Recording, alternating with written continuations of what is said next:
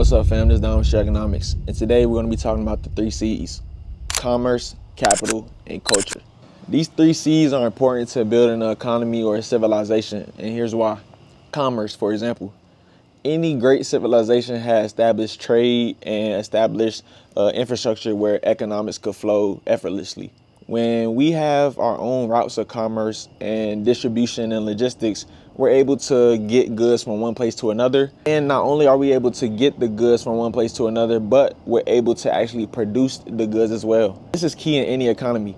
You can't just play the import-export game all the time. You can't just outsource goods and get things from somewhere else. You have to be able to create your own goods. So that's why in Sheer Economics, we're big on being able to create commerce, right? Through products, services, or education. All of these are important because anybody can monetize their skill, their trade, or their expertise. They just need the pipeline to do so. And that's what we're forming in Sheer Economics. Next, capital. Capital is important. Commerce and capital plays hand in hand because over time, the distribution of commerce is going to increase capital. And this capital is going to be able to fund more things, right?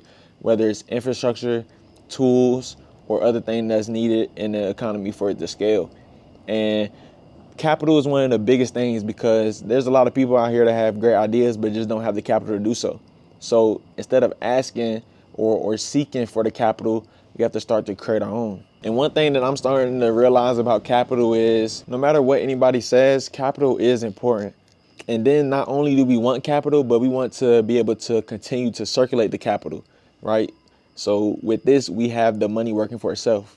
We put the capital into investment vehicles and to infrastructure plays so that we can continue to gain more capital within the shared ecosystem. We don't want to have to keep asking for capital from these outside forces because then they're going to be able to leverage us.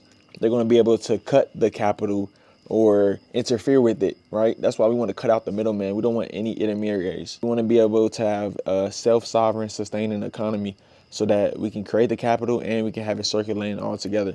And that's what group economics is about. And the final C is culture. Culture is important because every civilization has a culture. You can't grow without culture.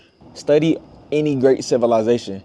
They had a certain culture that they implemented so that the people could resonate with it and have a shared ethos and mythos for them to grow together, right? Look at all these ancient civilization stories like the Mayans, the Egyptians, the Africans, the indigenous, even the colonizers, right? Everybody had a set culture and principles and foundations and tenets so that the culture could have a shared ethos so that everybody could move together as one.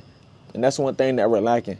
Our culture is really trash right now. We care about things that don't truly matter. That's the problem. So if we can find a way to seed the mind with a new culture and a better culture that everybody benefits from, then it's a win-win.